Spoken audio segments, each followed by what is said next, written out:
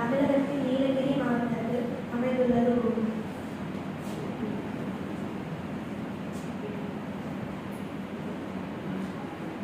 நீலகிரி மாவட்டத்தில் அமைந்துள்ளது ஊட்டி.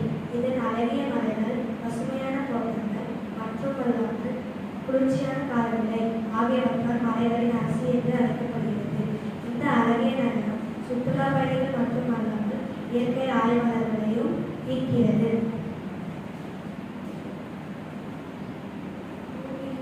ஊட்டியின் சிறப்புகள்: